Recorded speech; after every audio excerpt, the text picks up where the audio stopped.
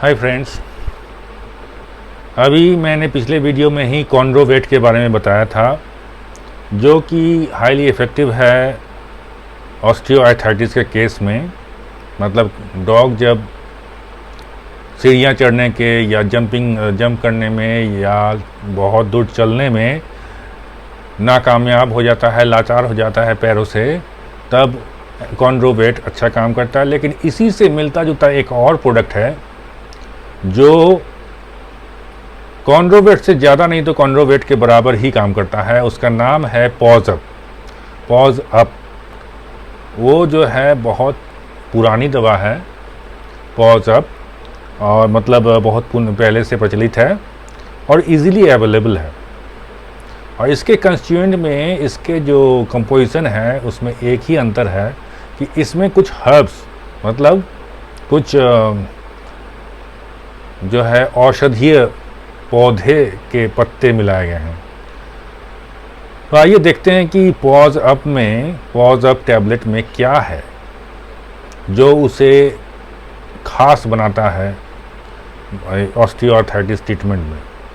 तो उसमें glucosamine hydrochloride है 500 मिलीग्राम, कॉन्ड्रोइटिन सल्फेट है 400 मिलीग्राम, मिथाइल सल्फोनिल मीथेन है 300 मिलीग्राम, DMG है 100 मिलीग्राम, बॉसवेलिया सेराटा, ये जनरली ह्यूमन मेडिसिन में मिलाया जाता है, तो बॉसवेलिया सेराटा 50 मिलीग्राम है, विथानिया सोमनीपेरा जो वो भी एक हर्ब है वो भी 50 मिलीग्राम है, विटामिन C 12.5 मिलीग्राम है, मैंगनीज 10 मिलीग्राम है, विटामिन E 10 मिलीग्राम है, जिंक सल्फेट 7.5 मिलीग्राम है। तो ये सभी तत्व इसमें है पॉज अप में। ये भी जो है लंगड़ाहट हो या घुटने का दर्द हो डॉग को, या समझिए किसी तरह का जो है आर्थराइटिस हो, से इसमें काफ़ी इफ़ेक्टिव है।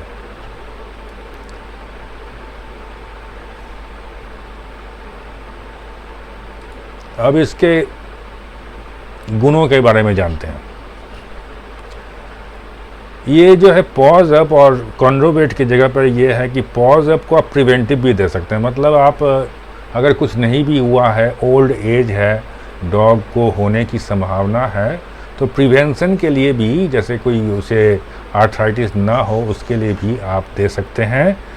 तो इसीलिए आप प्रिवेंटिव में भी जो है पॉज अप आप दे सकते हैं, ताकि उसका जो है चलने फिरने की गति अच्छी रहे। और न्यूट्रिशनल मैनेजमेंट में भी काम आता है, ये न्यूट्रिशन भी देता है, क्योंकि विटामिन C विटामिन E है, तो न्यूट्रिशन तो गया ना। और ओल्ड एज में तो देना ही देना चाहिए। और इवन इसमें है कि आप ग्रोइंग एज में भी दे सकते हैं। ग्रोइंग एज में भी, जैसे जब पपी बढ़ रहा हो तो भी आप पॉज अप देंगे तो उसके जो जॉइंट है अच्छा डेवलप करेगा। और अब आइए देखते हैं इसका डोजेज क्या है। 25 किलोग्राम के बॉडी वेट में एक टैबलेट पर डे, मतलब ये जो है बहुत कम डोज है, बहुत सुविधाजनक है। 25 से 50 मिलीग्राम 50 kg बॉडी वेट में जो है 2 टैबलेट पर डे, एक सुबह एक शाम।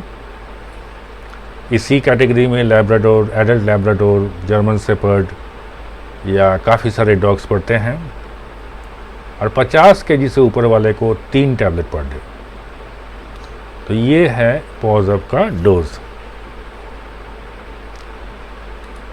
और अगर देखी जाए कि इसमें जो हर्ब्स मिलाए गए हैं उस हर्ब्स का क्या काम है।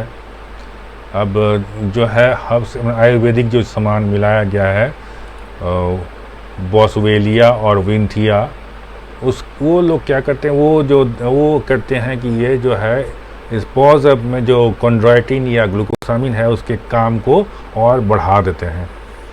तो ये इसके कारण जो है और बढ़िया हो जाता है। ये जो है वेंकीज़ कंपनी, वेंकीज़ काफ़ी, वेंकटेश्वरा हैचरी का नाम सुना, वेंकीज़ का चिकन मिलता है बहुत सारी जगह में, तो वेंकीज़ कंपनी का बनाया हुआ है। और ये इसका पैकेजिंग है 30 और 60 के पैक में आता है। मतलब 60 मतलब आपको एक डब्बे में 6 स्ट्रिप या 60 टैबलेट आपको मिलेंगे।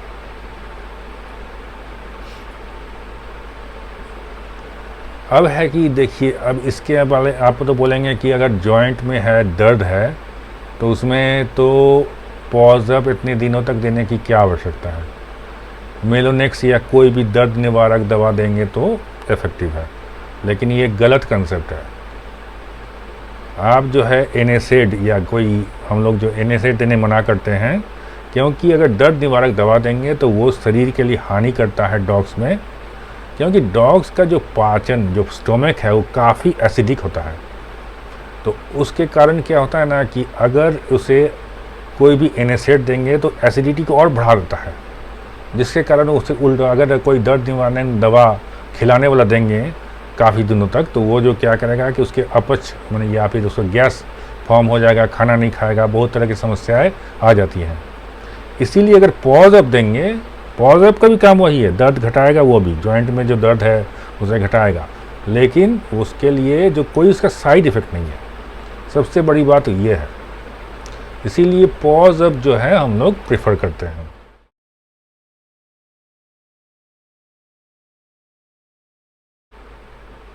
अब है कि पॉज़अप हम लोग कब नहीं देंगे। पॉज़अप तो अब तो देखें, लंगड़ा रहा है डॉग, या समझिए कि ओल्ड एज है, आर्थराइटिस है, तब दे रहे हैं। लेकिन कभी कभी लंगड़ाने का कारण कुछ और होता है, जैसे उसे फ्रैक्चर हो जाए, minor fracture, hair crack fracture का आपने नाम सुना होगा। तो हेयर क्रैक फ्रैक्चर जब हो जाता है, तो हेयर क्रैक फ्रैक्चर में पॉज़अप कभी नहीं देंगे। उसमें इतनी ताकत नहीं है कि वो जो है टूटे हुए हड्डी को जोड़ा लगा सके। उसके लिए आपको प्रॉपर फ्रैक्चर रिपेयर करवाना पड़ेगा वेटरनरी डॉक्टर के पास जाकर, उसका कोई अल्टरनेटिव नहीं है। तो पॉज़अप के लिए, इसीलिए फ्रैक्चर के केस में ये काम बिल्कुल भी नहीं करेगा।